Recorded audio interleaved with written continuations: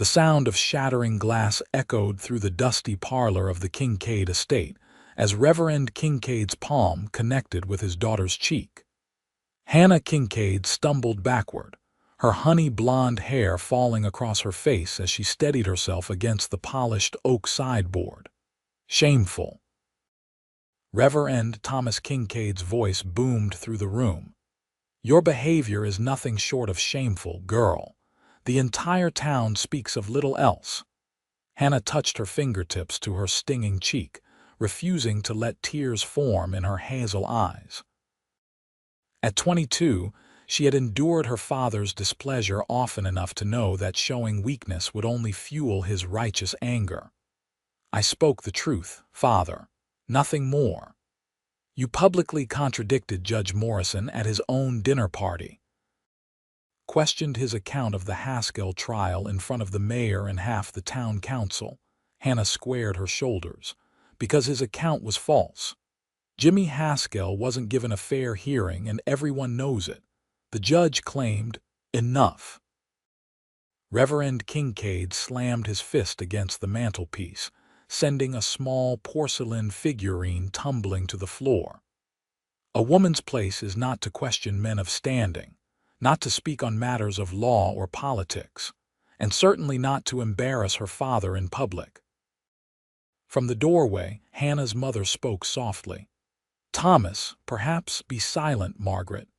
The Reverend didn't even turn to look at his wife. His eyes remained fixed on Hannah. Since your return from that women's college back east, you've been nothing but trouble. Filling your head with nonsense about equality and justice. What man will have you now? With your willful ways and your sharp tongue. Hannah lifted her chin. Then perhaps no man shall have me, Father.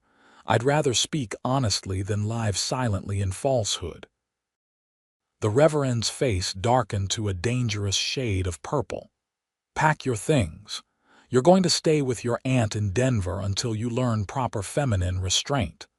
Aunt Cordelia is 84 and can barely stand, Hannah protested. Which will give you ample opportunity to demonstrate Christian charity through service. His tone left no room for argument. The stage leaves tomorrow at dawn. I've already sent word. Hannah turned away, her skirts rustling against the polished floorboards as she headed for the staircase. Behind her, she heard her father's final pronouncement. And perhaps while you're there, you'll remember that honesty without propriety is nothing but vanity and pride. The year was 1878, and in the town of White Rock, Wyoming Territory, a woman's reputation was as fragile as spring ice. Hannah knew her father's words would follow her, but she couldn't regret speaking truth, even as she climbed the stairs to pack for her exile. Dawn painted the Wyoming sky in shades of amber and gold as Hannah stood beside the stagecoach, her carpetbag clutched tightly in her gloved hands. Her mother had embraced her briefly before retreating back to the house, unwilling to face her husband's displeasure. Reverend Kincaid himself hadn't bothered to see her off, claiming early morning church duties required his attention. Last call for Denver. The stagecoach driver shouted, securing the final pieces of luggage to the roof.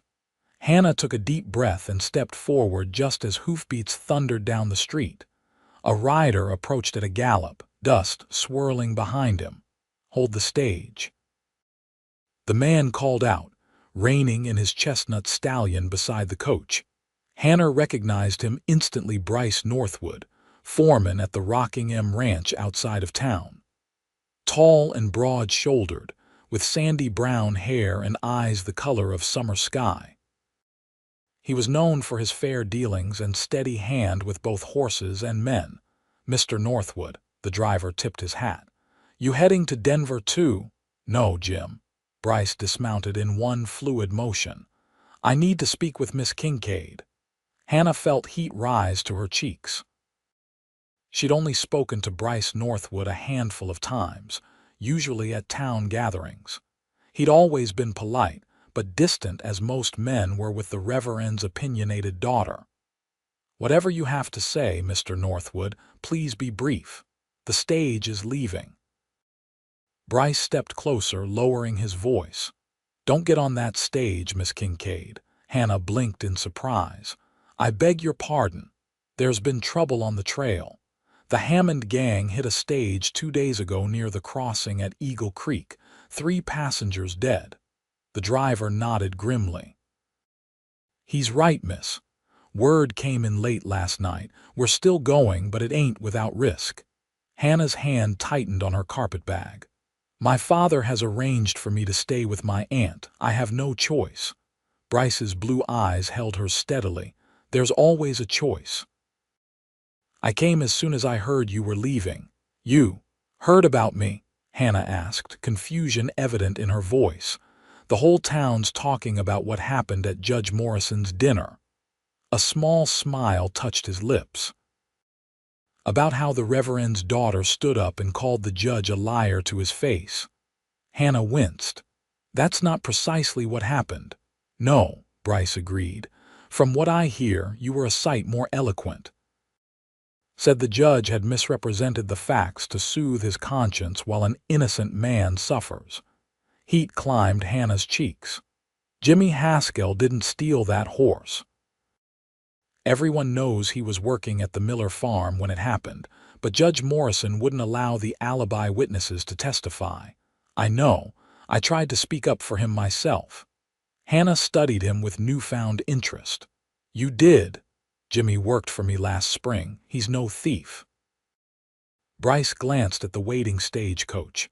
Miss Kincaid, I'm offering you an alternative to this journey. The Rocking M needs a schoolteacher. Our last one left to get married 2 months ago. Hannah's mouth fell open slightly. You're offering me employment. The position comes with your own cabin, meals, and fair wages. Most importantly, it's safe. He lowered his voice. And it's not your aunt's house in Denver. Mr. Northwood, my father would never permit. You're of legal age, Miss Kincaid. And I believe you mentioned something about speaking honest truth rather than living in falsehood. His eyes twinkled with something that might have been admiration. The stagecoach driver cleared his throat. Need a decision, miss. We're running behind schedule. Hannah looked between the stagecoach and Bryce Northwood, her mind racing. To defy her father so openly would mean burning bridges she might never rebuild. But the alternative months or even years under her aunt's strict surveillance seemed suddenly unbearable. The children would start lessons on Monday, Bryce added quietly. There are 12 of them, ages 6 to 15. They need someone who values truth. Those words decided her. Hannah turned to the driver. Please remove my trunk, sir. I won't be traveling to Denver after all. The driver shrugged and climbed up to retrieve her luggage while Bryce's face broke into a warm smile. You won't regret this, Miss Kincaid. I expect my father might disagree with that assessment, Hannah replied, watching as her trunk was lowered to the ground.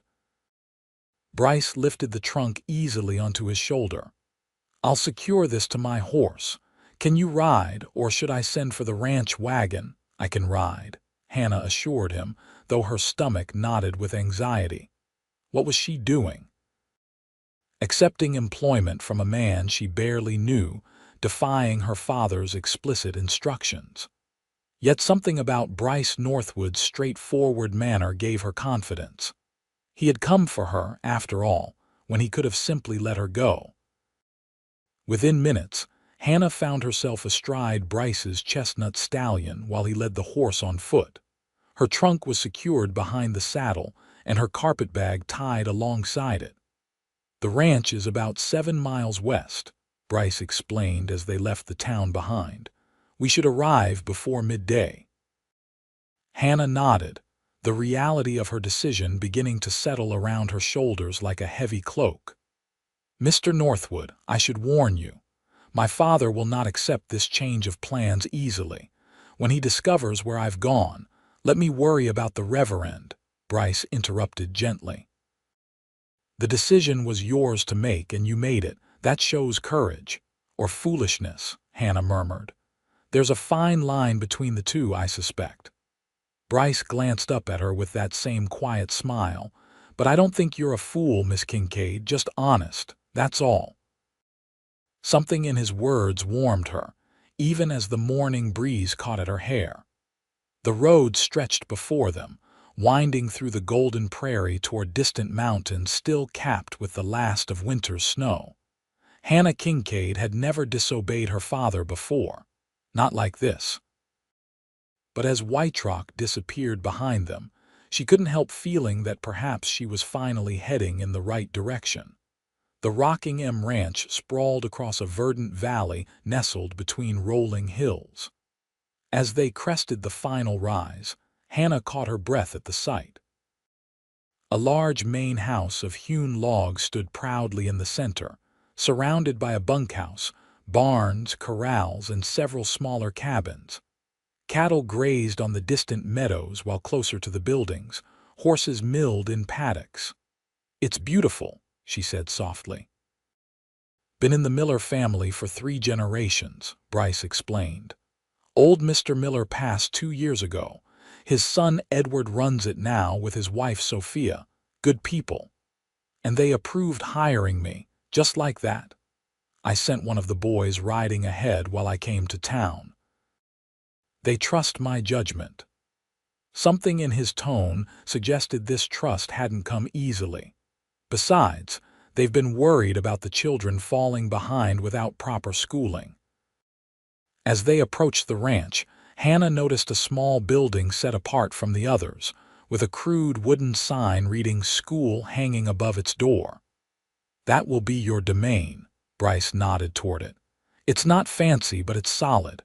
Your cabin is the one just beyond it."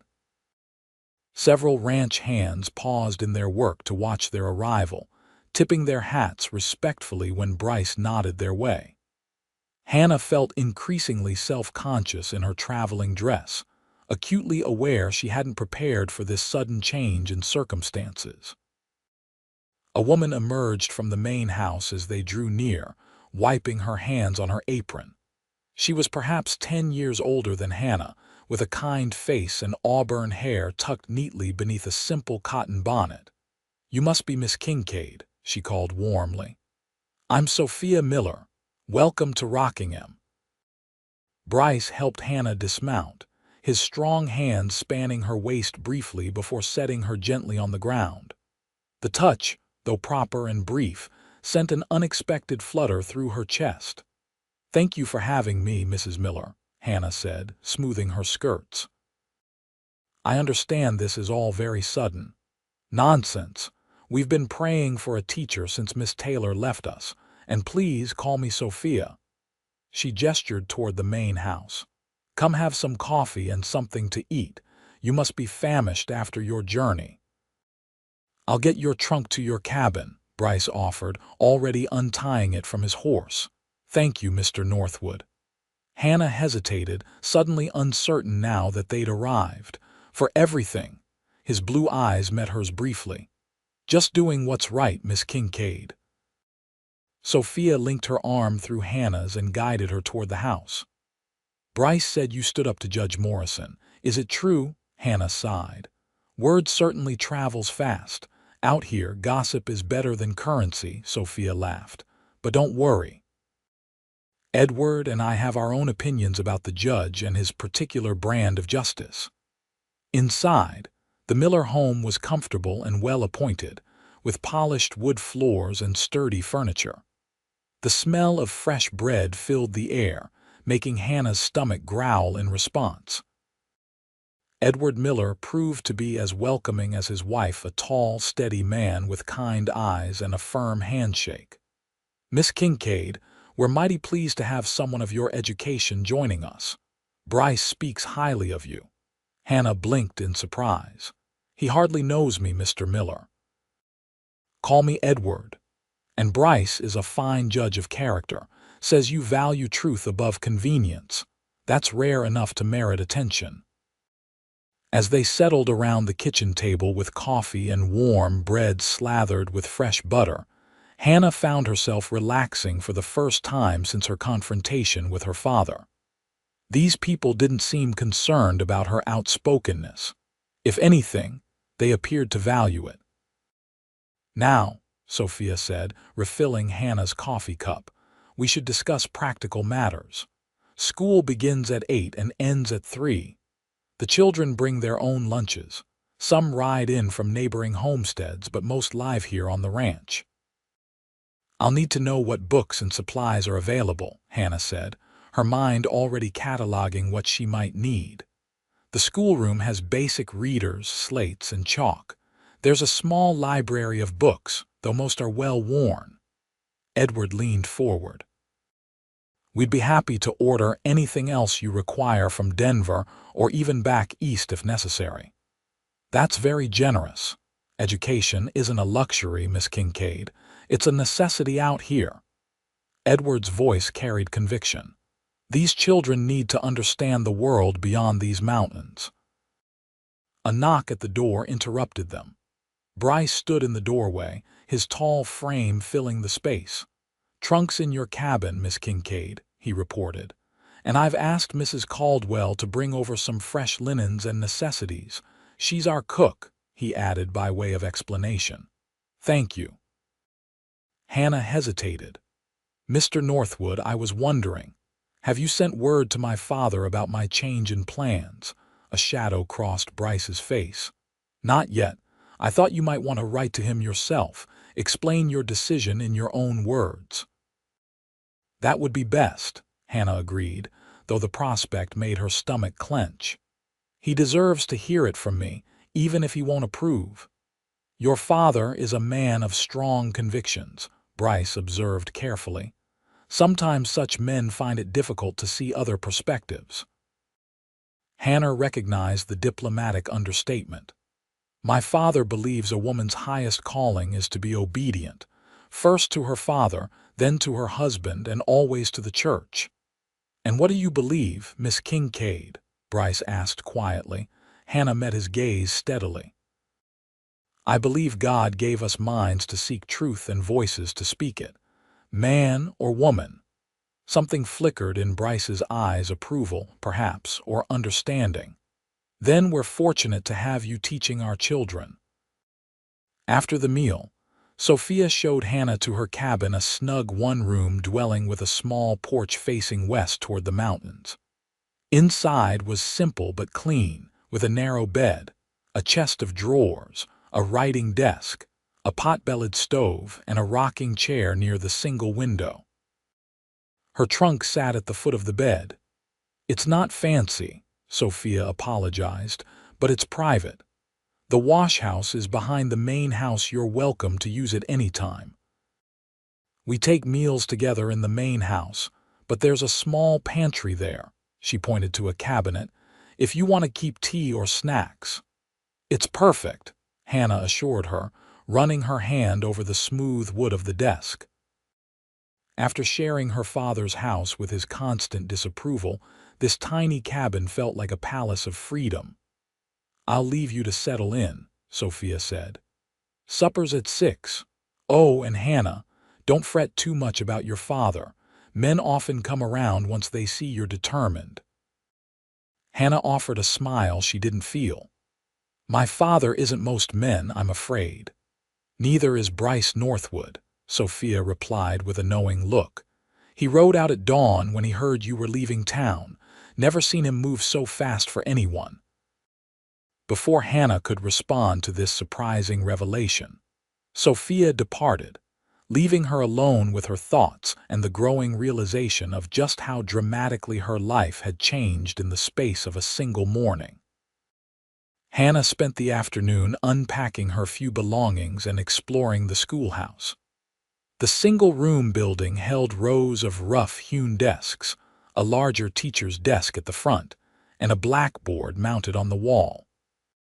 Bookshelves lined the back, holding the promised readers and a modest collection of other volumes: Shakespeare, Dickens, a tattered encyclopedia set, and various primers and mathematics texts.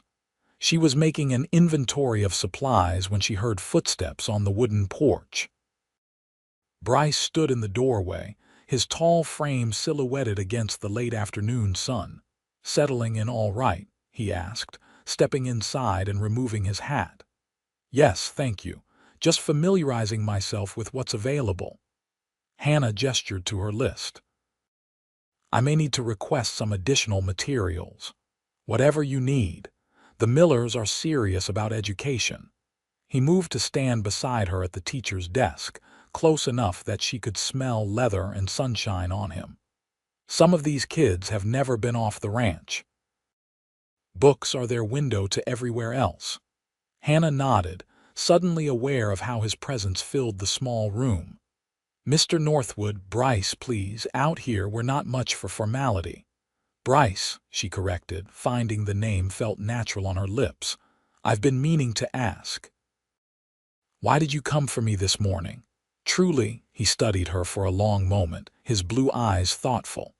"When I heard what happened at the judge's dinner, I admired your courage.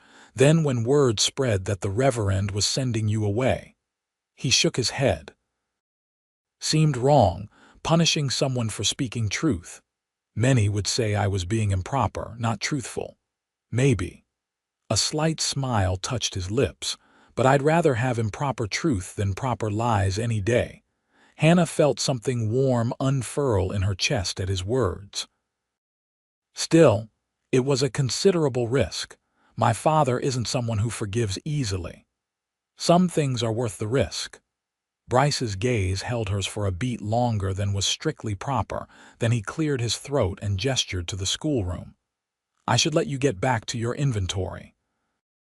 The children are excited to meet you tomorrow. Fair warning, the Harper twins will test your patience, and little Susie Martinez asks more questions than any child I've ever known." Hannah laughed, the tension between them easing. "I appreciate the advance notice. Will your work bring you by the schoolhouse often?" Was she imagining the pleased look that crossed his face? "Often enough, I expect. Part of my job is making sure everything on the ranch runs smoothly. That includes the school." After he left, Hannah returned to her list, but found her thoughts drifting repeatedly to Bryce Northwood, and the inexplicable way he made her feel both unsettled and at ease all at once. That evening after supper, Hannah sat at the small desk in her cabin and penned a letter to her father. The words came slowly, each carefully chosen to explain her decision without inflaming his anger further, though she held little hope of success on that count. "Dear Father, I trust this letter finds you and Mother in good health. By now, you will have learned that I did not board the stagecoach to Denver as planned. I write to inform you that I have accepted a position as schoolteacher at the Rockingham Ranch. Before you condemn my decision, please understand that I was informed of dangerous outlaw activity along the Denver stage route. Rather than risk the journey, I accepted this respectable employment opportunity that allows me to use my education for the benefit of others. I remain your dutiful daughter, and hope that in time you will understand that my actions, while contrary to your wishes, were born of necessity and good judgment rather than rebellion. Please convey my love to Mother. Your daughter, Hannah." She sealed the letter, knowing its measured tone would do little to mitigate her father's fury. In his eyes, she had committed the unforgivable sin of defying his authority. The fact that she had done so by accepting a position from Bryce Northwood, a man known to have disagreed with the Reverend on matters of church governance, would only compound the offense. A knock at her door pulled her from these troubled thoughts. She opened it to find Bryce standing there, a book in his hands. "I hope I'm not disturbing you," he said. "I found this in the main house and thought you might want it for your classroom." He held out a copy of Louisa May Alcott's Little Women. Hannah took the book, her fingers brushing his in the exchange. "Thank you, it's one of my favorites." "I thought it might be." His eyes crinkled at the corners when he smiled. "Strong-minded women seem to favor it. Are you calling me strong-minded, Mr. Northwood?" she asked, unable to keep the teasing note from her voice. Among other things, Miss Kincaid. He glanced at the sealed letter on her desk. Is that for your father? Hannah nodded. It likely won't soften his anger, but I owed him an explanation. I'll make sure it gets to town with tomorrow's supply wagon. He hesitated, then added, whatever comes of it, you have friends here. Remember that. The simple assurance meant more than he could know. Thank you, Bryce. He tipped his hat and turned to go, then paused.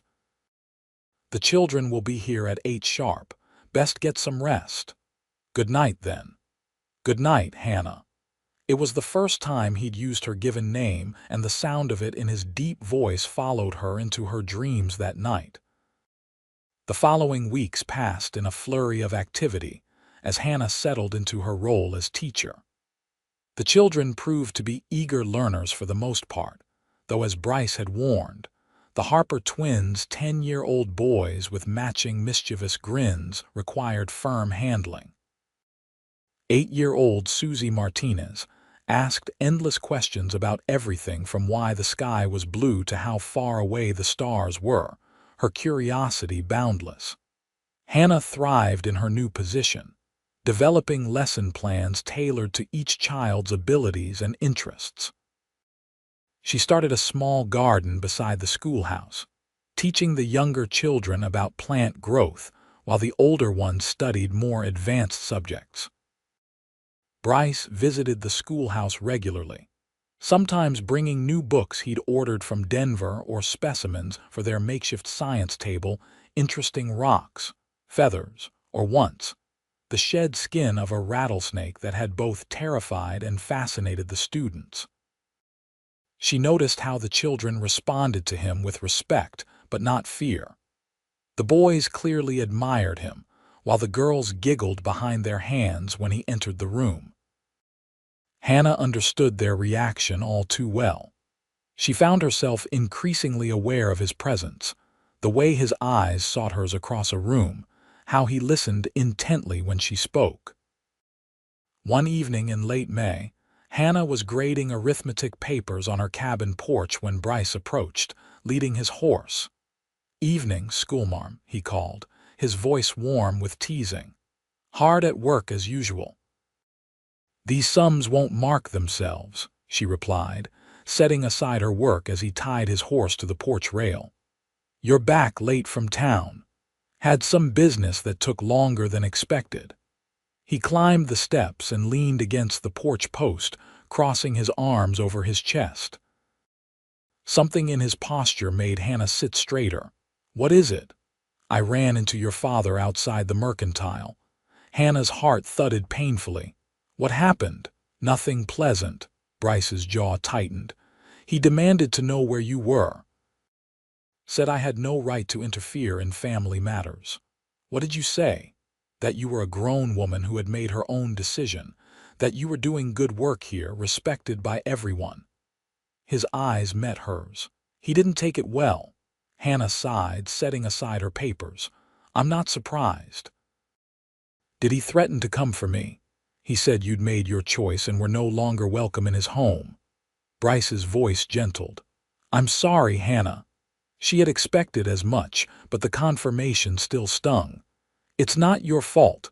My father and I have been at odds since I returned from college."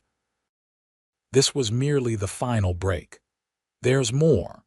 Bryce moved to sit beside her on the porch step. "He's been telling people in town that you've compromised your reputation by living here unchaperoned."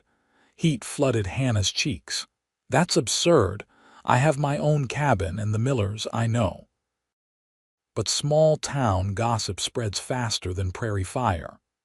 He ran a hand through his hair, a gesture she'd come to recognize as a sign of frustration. Sophia suggested, "Well, she thought perhaps you should take meals at the main house more regularly. Be seen with her and Edward in town occasionally." "To protect my reputation." Hannah couldn't keep the bitterness from her voice, because a woman who speaks her mind must be beyond reproach in all other areas. "It's not fair," Bryce agreed quietly, "but it's the world we live in." They sat in silence for a moment, watching as dusk settled over the ranch, painting the mountains in shades of purple and gold. A cool breeze stirred Hannah's hair, carrying the scent of sage and distant rain. "There's something I've been meaning to ask you," Bryce said finally. "That day at Judge Morrison's dinner, what exactly did you say?" Hannah looked down at her hands. The judge was recounting the Haskell trial, making himself the hero of the story. He claimed Jimmy had confessed, which was an outright lie. When everyone nodded along, I couldn't stay silent. "So you called him a liar to his face?" There was admiration in Bryce's voice. "Not those exact words. I said his recollection contradicted the facts as witnessed by several reliable sources, myself included. I said the court transcript would show Jimmy maintained his innocence throughout." Hannah shook her head at the memory. Judge Morrison turned purple.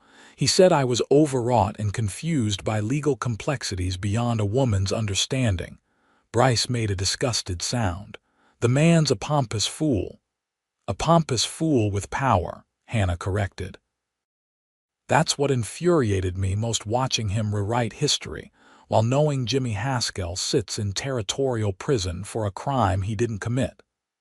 "Jimmy has friends working to get his case reopened," Bryce said, his hand moving to cover hers briefly. "The truth will come out eventually." "I hope so." She turned to look at him directly. "You never told me why you care so much about Jimmy's case." A shadow crossed Bryce's face. "Let's just say I understand what it means to be judged unfairly." Before Hannah could press for more details, a shout came from the direction of the bunkhouse. One of the ranch hands was waving frantically. "Fire!" the man yelled. "The North Hay barn." Bryce was on his feet instantly. "Stay here," he told Hannah, then vaulted over the porch rail and ran toward his horse. Hannah ignored his instruction, gathering her skirts and following as Bryce galloped toward a plume of smoke rising from behind the main house. By the time she reached the scene, men were already forming a bucket line from the well to the barn, where flames licked hungrily at the dry timber. "Get the horses out," Edward Miller shouted, leading a panicked mare from the adjoining corral. Hannah joined the women who were pumping water from the well and filling buckets. Her arms ached with the effort, but she worked steadily, watching as Bryce and the other men battled the blaze. He moved without hesitation into the smoke-filled barn, emerging minutes later with 2 terrified colts, then plunging back in despite the danger. For nearly 2 hours they fought the fire, finally bringing it under control as the moon rose over the ranch. The barn couldn't be saved, but they'd managed to protect the surrounding buildings and rescue all but one horse, a tragedy that weighed heavily on everyone. Hannah found Bryce sitting on an overturned bucket near the smoldering remains, his face and clothes blackened with soot. Without a word, she handed him a dipper of water from the bucket she carried. He drank deeply, then looked up at her with exhausted eyes. "Thought I told you to stay at your cabin." "You did. I chose not to listen." A tired smile tugged at his lips. "Stubborn woman." "Honest woman," she corrected, offering him a damp cloth to wipe his face. "That's all." Something flickered in his eyes at her words, a recognition, perhaps, or a memory. "You could have been hurt. So could you." Her voice caught as she took in his soot-stained appearance and the angry red burn on his forearm. "You were reckless, going back into that barn so many times. Couldn't let the animals die." He winced as she gently dabbed at his burned arm with the cloth. "It's not bad. It needs proper cleaning and bandaging." Hannah helped him to his feet. "Come to my cabin. I have a first aid kit." If anyone thought it improper for Hannah to tend to Bryce's injuries in her cabin, no one said so. The emergency had temporarily suspended the usual social constraints, allowing Hannah to clean his burn with carbolic solution and wrap it in clean linen while he sat at her small table. "You've done this before," he observed as she tied off the bandage with practiced efficiency. My mother taught me basic nursing. She believes every woman should know how to tend injuries. Hannah put away her supplies. How did the fire start? Lantern knocked over, most likely. We'll investigate more thoroughly tomorrow. He flexed his arm carefully. Thank you for this. It's nothing. She hesitated, then added, You were brave tonight. Just doing what needed doing. He stood, suddenly seeming very tall in her small cabin. I should go, people will talk. People always talk, Hannah replied with a wry smile. Isn't that what we've established? Bryce studied her face for a long moment, his expression unreadable in the lamplight. Good night, Hannah. Good night, Bryce. After he left, Hannah sat in her rocking chair, gazing out at the moon-silvered landscape. She realized with a start that she hadn't thought about her father's disapproval once during the entire fire emergency. Instead, her thoughts had been filled with concern for Bryce, watching him risk himself repeatedly to save the ranch's animals. The realization unsettled her. In the 6 weeks since coming to Rockingham, she had developed feelings for Bryce Northwood that went well beyond gratitude or friendship. Feelings that, given her precarious position and damaged reputation, she had no business harboring. Yet as she prepared for bed, Hannah couldn't help remembering the way Bryce had looked at her in the schoolhouse, or how his hand had felt covering hers on the porch. For the first time in her life, she understood why women in novels did foolish things for love, a thought that both thrilled and terrified her in equal measure. June brought scorching heat to the valley, turning the school room into a sweltering box by midday. Hannah took to holding classes under the sprawling cottonwood trees near the creek, where cool breezes provided relief from the punishing sun. The children thrived in this outdoor classroom, combining their studies with practical lessons about nature. They collected insects for science projects, pressed wildflowers between the pages of heavy books, and learned mathematics by calculating the height of trees using angles and shadows. One particularly hot afternoon, Hannah dismissed the children early and remained by the creek, her shoes and stockings removed as she cooled her feet in the rushing water. She was so lost in thought that she didn't hear Bryce approach until his shadow fell across her, playing hooky schoolmarm. He teased, his eyes crinkling at the corners. Hannah didn't bother to withdraw her feet from the creek or appear embarrassed at her informal state. Even teachers deserve mercy on days like this. Bryce chuckled and lowered himself to sit beside her on the bank, removing his hat and wiping his brow. Can't argue with that. Thought you might like to know Jimmy Haskell's getting a new hearing. Hannah turned to him in surprise. Truly, how? Judge from Cheyenne is coming next month. New evidence has been presented, statements from the Miller farm workers confirming Jimmy's whereabouts when the horse was stolen. His smile was tinged with satisfaction. Your speaking up might have cost you your father's approval, but it got people talking, made them brave enough to come forward. Joy bloomed in Hannah's chest. That's wonderful news. Thought you'd be pleased. He hesitated, then added, There's something else. Your father came by the ranch today while you were teaching. The joy evaporated instantly. What did he want? To speak with you. Edward told him you were in class and couldn't be disturbed. Hannah's hands twisted in her lap. Did he leave a message? Just that he expects you at Sunday services. Said your absence is being remarked upon. Bryce studied her profile. You don't have to go. Yes, I do. She sighed, lifting her face to the sun. Hiding away only confirms the gossip. Besides, I've done nothing wrong. Why should I act as though I have? Pride and admiration mingled in Bryce's expression. I'll ride in with you if you'd like. Thank you, but I think it's better if I face this alone. She pulled her feet from the water and began drying them with her handkerchief. Though I admit, I'm not looking forward to it. You're braver than you give yourself credit for, Hannah Kincaid. There was something in his voice that made her look up sharply, catching an expression in his eyes that sent warmth spreading through her chest. Before she could respond, they were interrupted by the sound of approaching horses. Edward Miller and two ranch hands appeared around the bend in the creek, riding hard. "Bryce," Edward called. Cattle rustlers hit the north pasture. Johnson's boys saw them driving about 30 head toward the mountains. Bryce was on his feet instantly. "How long ago?" "Less than an hour." "We can catch them before they reach the pass if we ride now." Bryce nodded grimly. "I'll get my rifle." He turned to Hannah. "Stay close to the main house until we return." "Be careful," she said, not bothering to hide the concern in her voice. His eyes held hers for a brief moment. "Always am." Hannah watched them ride out, 6 men armed with rifles and determination. Cattle rustling was a hanging offense in Wyoming territory, and confrontations with thieves often turned deadly. Fear knotted in her stomach as she gathered her things and headed back toward the ranch buildings. Sophia and the other ranch women were waiting anxiously when Hannah arrived.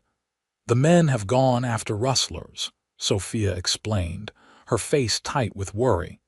"It could be the Delaney gang. They've been operating in these parts for months."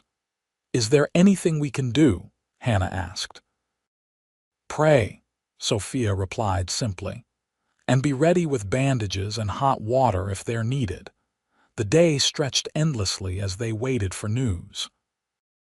Hannah helped prepare a meal that went largely untouched, then joined the others in the main house parlor, attempting to distract themselves with mending and quiet conversation. As darkness fell, their anxiety increased. "They should have been back by now," Sophia said, moving to the window for the 100th time. Hannah was about to offer some reassurance when the sound of approaching horses reached them. The women rushed to the porch, straining to see in the gathering darkness. 4 riders appeared, moving slowly. Then Hannah's heart stopped as she realized they were supporting a 5th man slumped in his saddle. "Edward!" Sophia cried, running toward them, but it wasn't Edward who was injured. As they drew closer, Hannah recognized Bryce's broad shoulders and sandy hair, his head hanging forward as one of the hands kept him from falling. "He's been shot," Edward called as they reached the house. "Through the shoulder. Clean exit wound, but he's lost blood." Hannah's medical training took over, pushing aside her personal feelings as she helped the men carry Bryce into the house and onto a bed in the downstairs guest room. She worked alongside Sophia, cutting away his bloodied shirt and cleaning the angry wound that had torn through his left shoulder. Bryce regained consciousness during their ministrations, his blue eyes cloudy with pain as they focused on Hannah's face bending over him. "Did we get them?" he asked through gritted teeth. "Hush now," Hannah scolded gently, pressing a clean compress against the wound. "Cattle can be replaced." "You cannot." "Got most of them back," Edward reported from the doorway. 2 rustlers dead, 1 escaped. "None of our men hurt except Bryce, and he'll recover thanks to his hard head." Bryce attempted a smile that turned into a grimace. "Told you I'm always careful. This is your idea of careful." Hannah muttered, her voice sharper than intended as she fought to control her fear. "You might have been killed. Worried about me, schoolmarm." Despite his pain, there was a teasing light in his eyes. "Someone has to be, since you clearly give no thought to your own safety." She turned away to hide the emotion threatening to overwhelm her, busying herself with preparing a bandage. Sophia caught her eye and nodded toward the door. "I'll finish here. You go make some of that willow bark tea for the pain." Hannah nodded gratefully and escaped to the kitchen, where she leaned against the counter and took several deep breaths. Her hands were shaking. She realized not from the stress of treating the wound, but from the terrifying thought of how close Bryce had come to death. When she returned with the tea, Sophia had finished bandaging his shoulder and was helping him into a clean shirt that buttoned up the front for easier dressing until his wound healed. "You'll stay here tonight," Sophia was saying. "No arguments." "Wasn't planning to argue," Bryce replied wearily. "Not sure I could make it to the bunkhouse anyway." Hannah approached the bed, offering the steaming cup. "This will help with the pain." Their fingers brushed as he took the cup, his touch sending a current of awareness through her despite the circumstances. "Thank you." "I should get back to my cabin," Hannah said, suddenly conscious of how long she'd been alone with him in the bedroom despite Sophia's presence. "I'll walk you," Edward offered from the doorway. "It's full dark now." Hannah nodded, casting one last glance at Bryce. "Try to rest." "I'll check on you tomorrow." "I'll be here," he promised softly. Outside, the night was cool and star-filled, the earlier tension replaced by a quieter sort of anxiety. Edward walked beside Hannah in companionable silence until they reached her cabin. "He's going to be fine," Edward said, correctly reading her concern. "Bryce is strong as an ox." "I know." Hannah hesitated, then asked the question that had been burning in her mind. Was he reckless today, put himself in danger unnecessarily? Edward considered this. "No more than any of us." "Less than some. The shot that got him came when he pushed one of our younger hands out of the line of fire." He smiled slightly. "That's Bryce always thinking of others before himself." The knowledge only increased Hannah's confused emotions. "Thank you for walking me back." "Sleep well, Hannah. And don't worry too much. It takes more than one bullet to keep Bryce Northwood down." But sleep eluded her that night as Hannah replayed the events of the day, confronting the uncomfortable truth she'd been avoiding for weeks. She was falling in love with Bryce Northwood, a man who might not return her feelings and whose life regularly placed him in danger. The realization brought no peace, only more questions without answers. Sunday arrived clear and warm, with Hannah dressed in her best blue calico dress and matching bonnet for the ride into town. Despite offers from the Millers to accompany her, she chose to drive herself in the small, buggy Bryce normally used for ranch errands. Bryce himself was confined to the house, his wound healing well but still painful enough to limit his movements. He'd watched with evident concern as Hannah prepared to leave. "You don't have to do this today," he'd said. "Give it another week." "Delaying only makes it worse," she'd replied with more confidence than she felt. "Besides, I've done nothing wrong. Why should I hide?" Now, as she tied the horse outside the white clapboard church where her father had preached for 15 years, Hannah wished she'd accepted the Millers' offer of company. Nearly everyone in town had arrived for the service, and she could feel their eyes on her as she smoothed her skirts and climbed the steps. Hannah Kincaid, Mrs. Peterson, the milliner's wife, was the first to approach. "We'd heard you'd taken a position out at Rockingham. How? Interesting." The woman's tone suggested interesting was a poor substitute for scandalous. "It's been very rewarding," Hannah replied evenly. "The children are eager learners." "I'm sure they are." Mrs. Peterson's eyes gleamed with barely concealed curiosity. "And how do you find living so independently?" "I find it suits me quite well," Hannah said, keeping her voice pleasant but firm. "If you'll excuse me, I should find my seat." Inside, the church was already crowded, the familiar sense of lemon polish and hymn books bringing a wave of nostalgia. Hannah had grown up in this church, watching her father preach from the pulpit each Sunday. Now she felt like an outsider, aware of the whispers and glances that followed her progress down the aisle. A hand touched her arm. "Hannah, dear." Her mother's soft voice almost undid her composure. "Come sit with me." Margaret Kincaid looked older than when Hannah had last seen her, new lines etched around her eyes and mouth.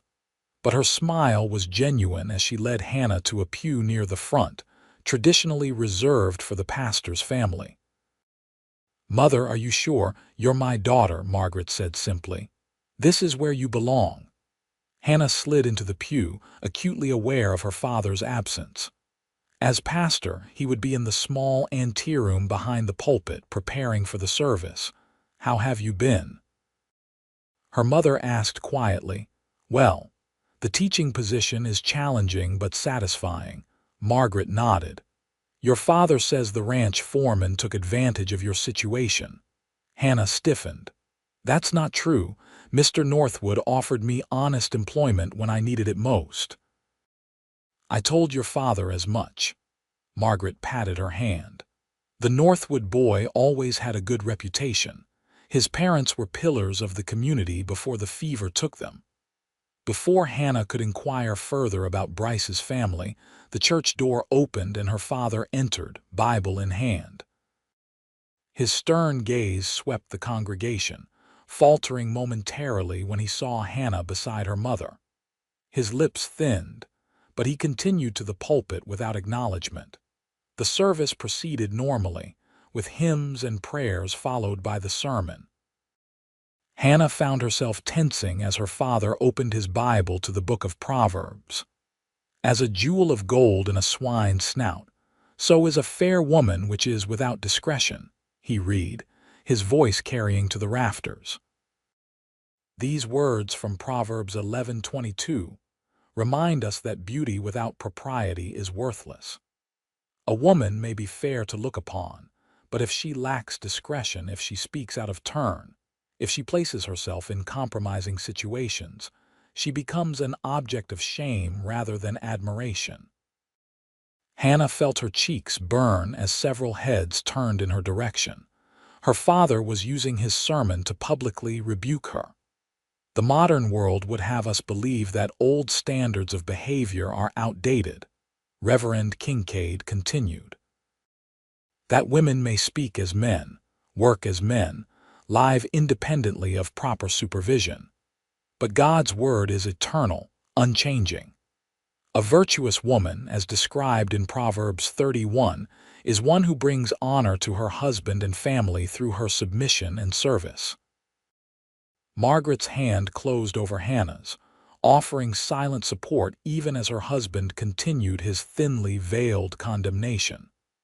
Hannah sat straight-backed, refusing to show how deeply his words cut her. When the final hymn was sung and the congregation dismissed, she remained in her seat, knowing her father would expect to speak with her. "You should go," her mother whispered. "He's too angry for reason today."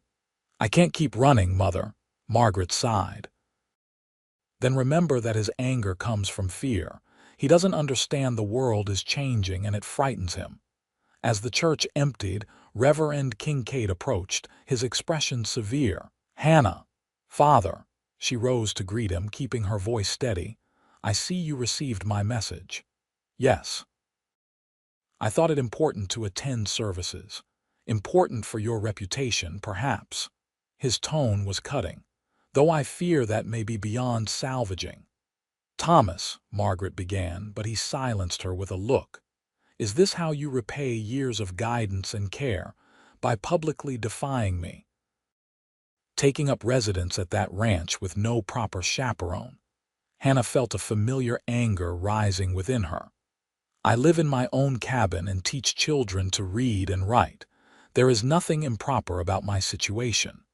You live under the authority of a single man with a questionable reputation. Mr. Northwood has been nothing but respectful, and the Millers provide more than adequate supervision." Hannah fought to keep her voice even. "Father, I'm 22 years old. I'm educated. I'm earning my own living honorably. There is no honor in disobedience." His voice rose enough that the few remaining parishioners turned to look. "You have chosen your path, Hannah. Until you repent of this willfulness and return home, you are no daughter of mine."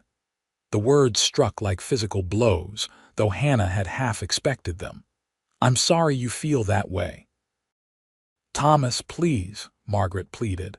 "She's our only child." "She has made her choice," the Reverend said coldly. As Joshua said, choose this day whom you will serve. Hannah has chosen the world's ways over God's. I've chosen honest work and speaking truth, Hannah replied, gathering her courage. I don't believe God would condemn me for either. Her father's face darkened. Your pride blinds you to your sin, and yours blinds you to your daughter, Hannah countered quietly. She turned to her mother, embracing her briefly. I should go.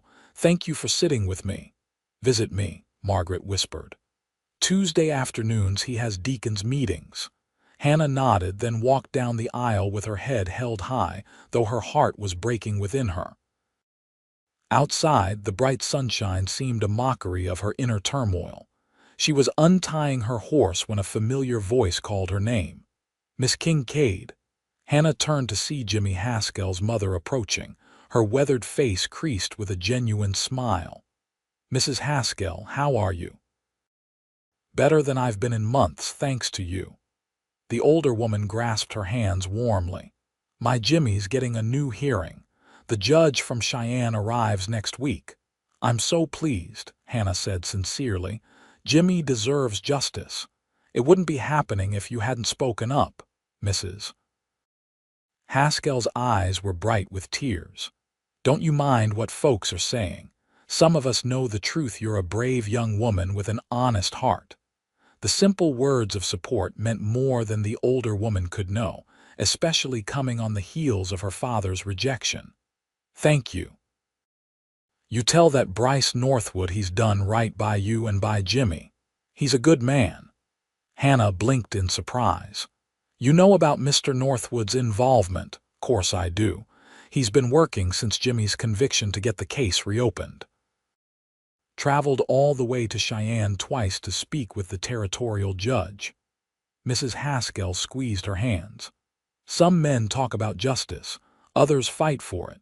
Your Mr. Northwood is the second kind. He's not my Mr. Northwood, Hannah corrected automatically, though the words caused an unexpected pang. If you say so, dear. Mrs. Haskell's knowing smile suggested she wasn't convinced.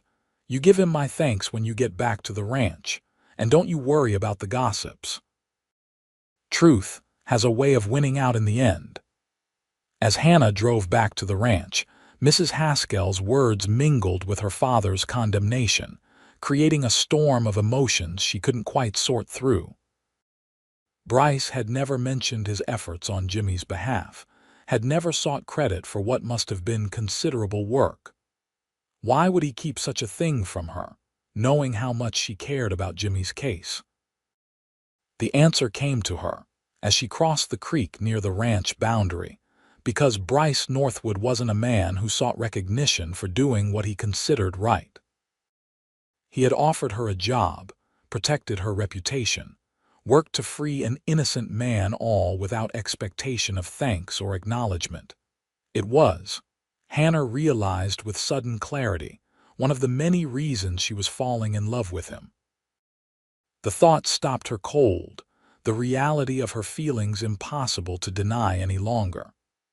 Somewhere between that first morning when he'd prevented her departure on the stagecoach and today, Hannah Kincaid had given her heart to Bryce Northwood. A man who might see her as nothing more than a schoolteacher in need of protection.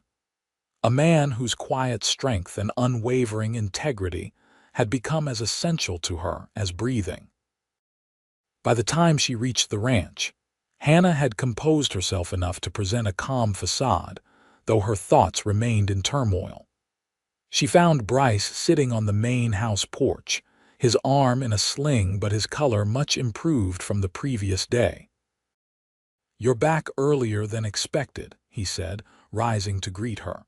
His eyes searched her face. How did it go? About as well as you might imagine. Hannah tried for a light tone but couldn't quite manage it. My father used his sermon to publicly shame me, then privately disowned me. Bryce's expression darkened. I'm sorry, Hannah. I never meant for you to lose your family when I offered you the teaching position. It's not your fault. This breach with my father has been building for years. She sat beside him on the porch swing, suddenly weary. My mother asked me to visit her while he's at deacon's meetings. That's something, at least. They sat in companionable silence for a moment, the swing moving gently back and forth. I ran into Mrs. Haskell at church, Hannah said finally. She mentioned your trips to Cheyenne to speak with the territorial judge about Jimmy's case. Bryce looked momentarily uncomfortable. She shouldn't have troubled you with that. Why didn't you tell me you were working to free Jimmy? All those times we discussed his case, you never once mentioned your own efforts. He shrugged his good shoulder. It wasn't relevant to our conversations. It was completely relevant. Hannah turned to face him fully. You let me believe the new hearing was a result of my speaking up at the judge's dinner, when really it was your persistence that made the difference. Both mattered, Bryce insisted. Your public challenge to Judge Morrison created the opening I needed. Before that, no one would listen to my concerns about the case. Hannah studied his face, wondering how she could have missed the quiet determination that defined him. You're a good man, Bryce Northwood. Something flickered in his eyes at her words. I try to be.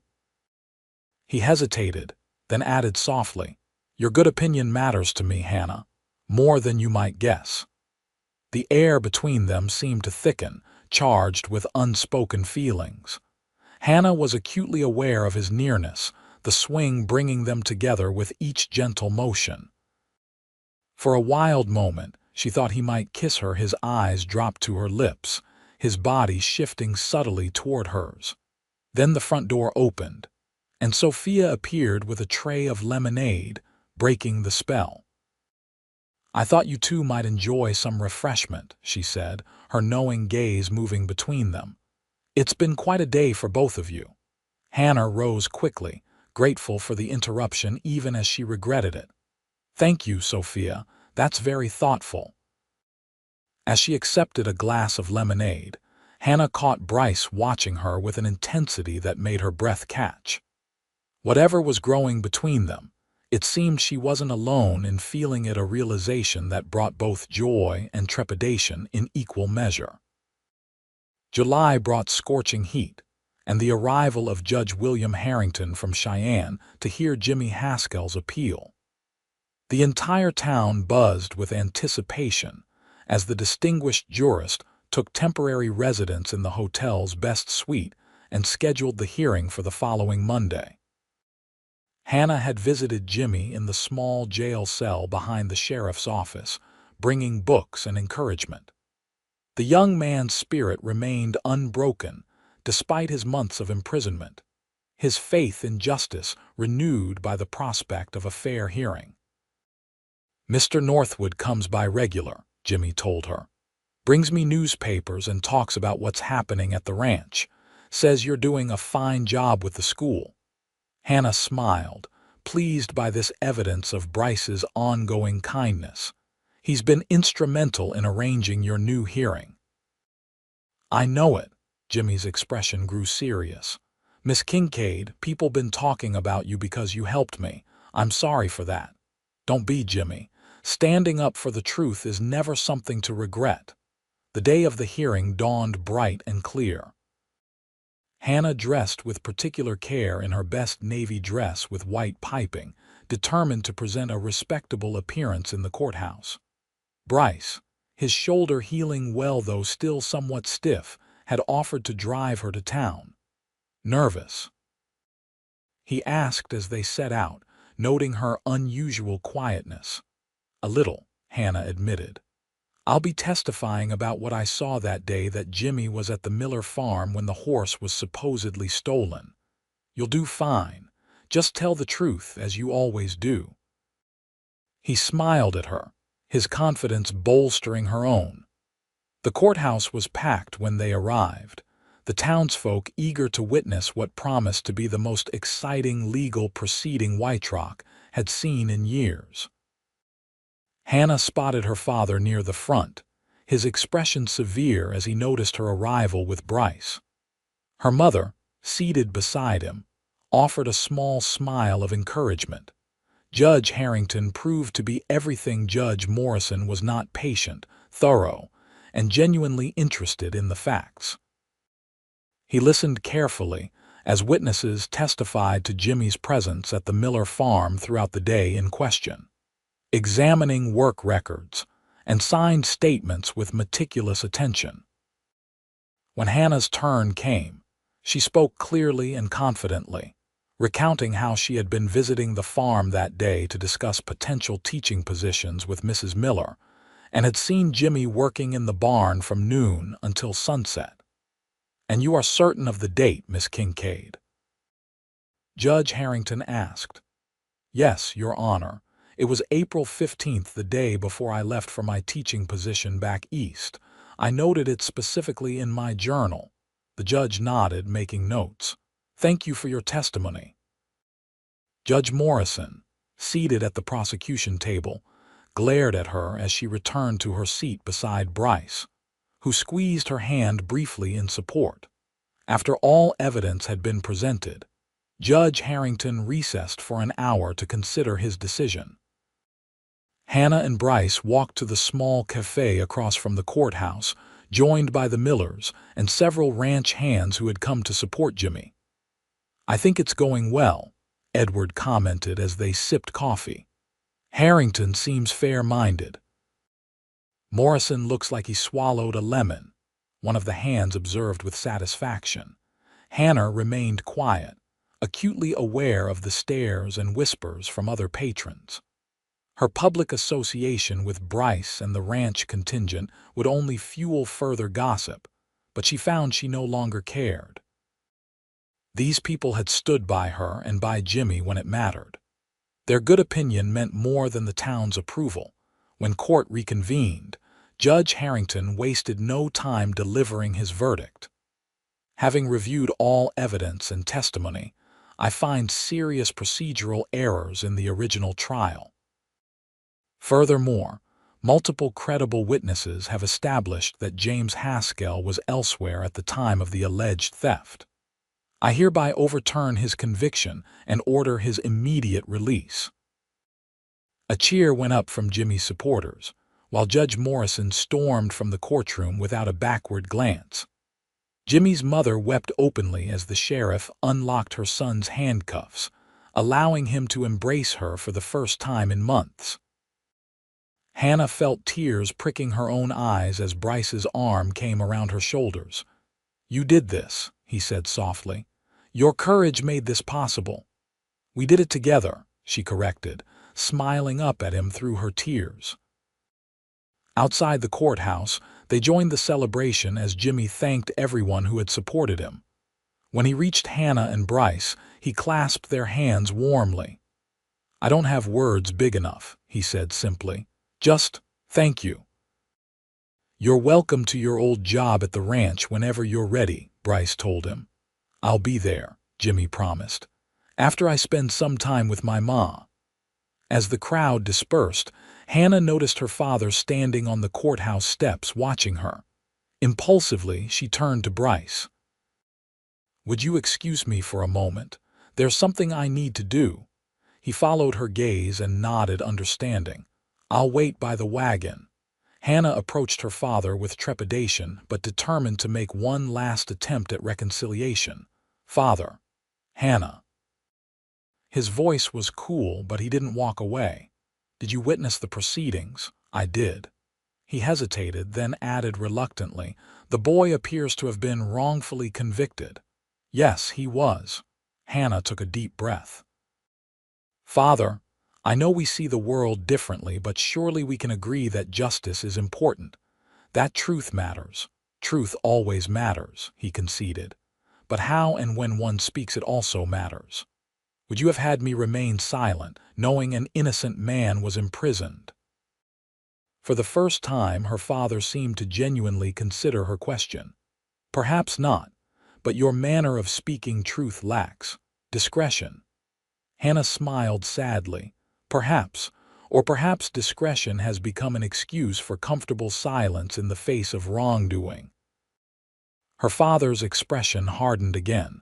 "You still live at that ranch, still associate openly with that man.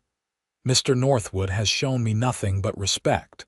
He values truth and justice as much as you do, Father, though he expresses it differently. You're not coming home, are you? It wasn't really a question.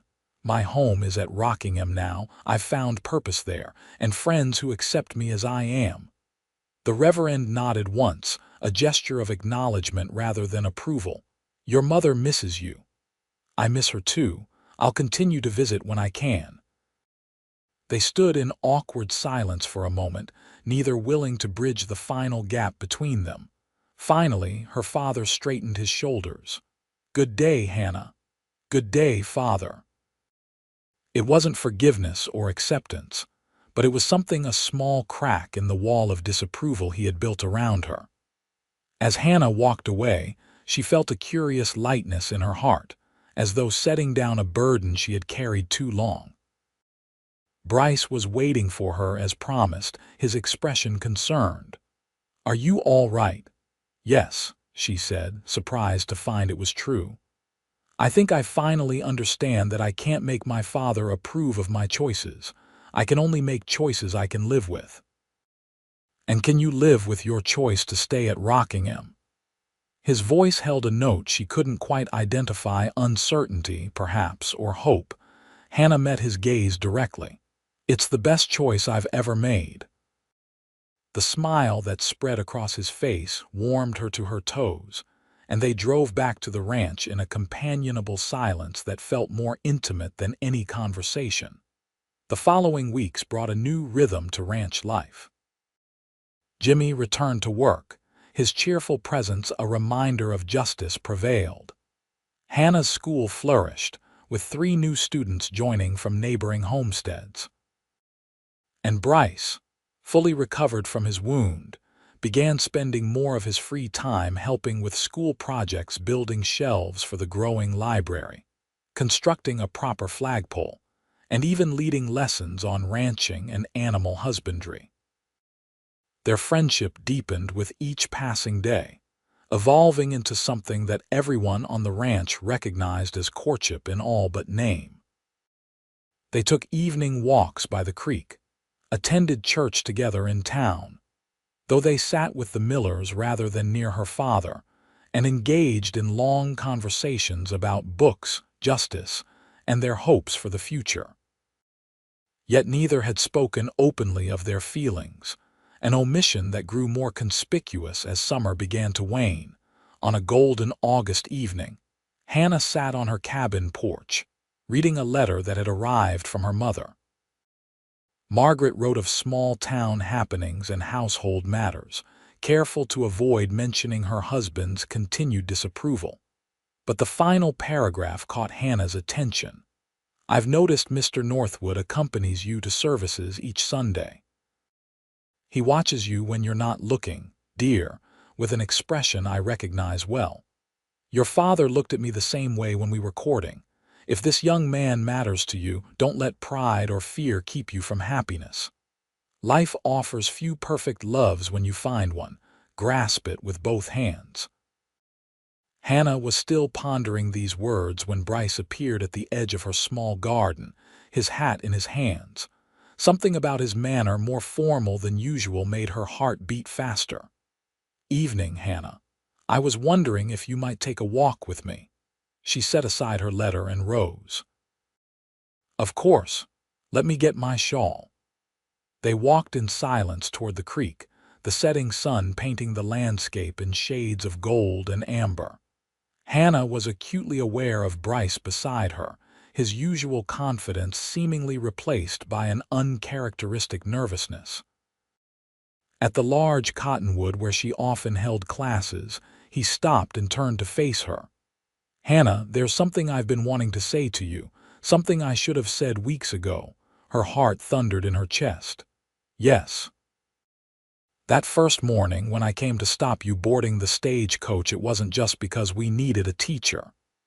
His blue eyes held hers intently. I'd noticed you in town many times before, heard you speak at community meetings, admired your intelligence and courage. You had. Hannah was genuinely surprised. I had no idea. I kept my distance because you were the Reverend's daughter and I knew he disapproved of me. My parents weren't church-going folk, and after they died." He shook his head. "Let's just say your father made it clear he considered me unsuitable company for his daughter. So that day at Judge Morrison's dinner, when I heard what happened, how you'd spoken up for Jimmy, how your father was sending you away, I couldn't let you go without at least offering an alternative." His hand reached for hers, his touch sending warmth up her arm. "And then having you here at the ranch, seeing your strength and kindness every day." He faltered, seemingly at a loss for words. "Yes," Hannah prompted gently, her heart in her throat. "I've fallen in love with you, Hannah Kincaid." The words tumbled out in a rush.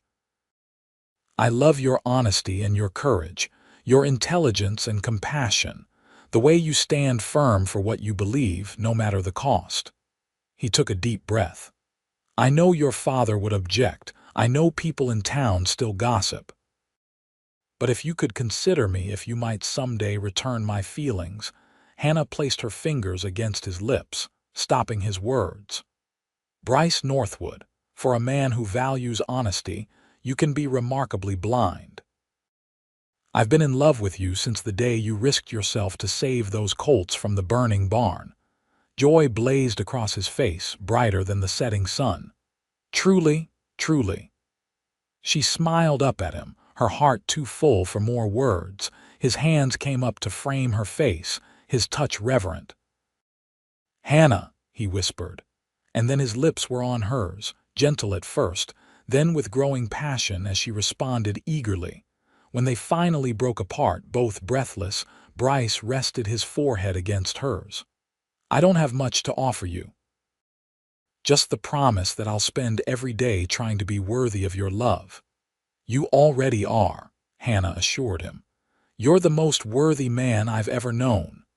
They stood together as dusk deepened around them, caught in a perfect moment of understanding and mutual love. Hannah knew there would be challenges ahead: her father's continued disapproval, the town's lingering gossip, the everyday struggles of ranch life. But with Bryce beside her, those challenges seemed manageable, even welcome as part of the life they would build together. "We should head back," Bryce said reluctantly as the first stars appeared. "People will talk." Hannah laughed, a sound of pure joy. "People always talk. Let's give them something worth talking about." She rose on tiptoe and kissed him again, feeling his smile against her lips.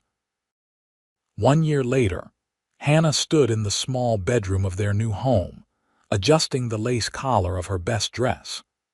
Through the window, she could see guests arriving for the harvest celebration, a tradition at Rockingham Ranch that had taken on special significance this year. "You look beautiful," Bryce said from the doorway, his eyes warm with love and pride. Hannah turned to him with a smile, her hand resting lightly on her swollen belly. "I look enormous, but thank you for the sentiment." He crossed the room to stand behind her, his arms encircling her waist as he placed a gentle kiss on her neck. "The most beautiful woman in Wyoming territory, carrying my child. I'm the luckiest man alive."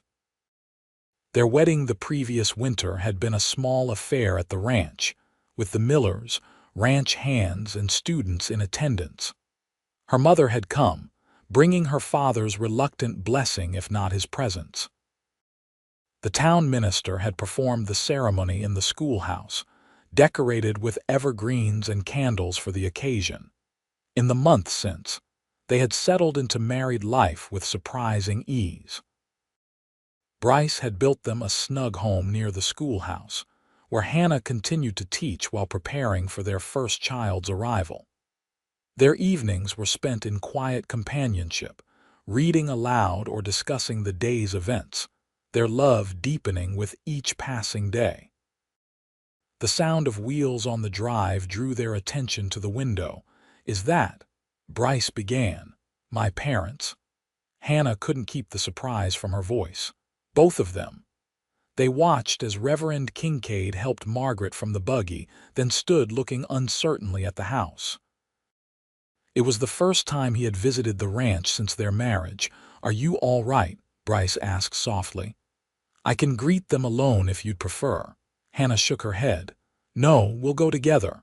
Hand in hand, they walked to the front porch. Hannah felt a momentary trepidation as her father's stern gaze fell upon her, then moved to her obvious pregnancy. Father, Mother, welcome to our home. Margaret hurried forward to embrace her daughter. Oh, Hannah, look at you positively glowing.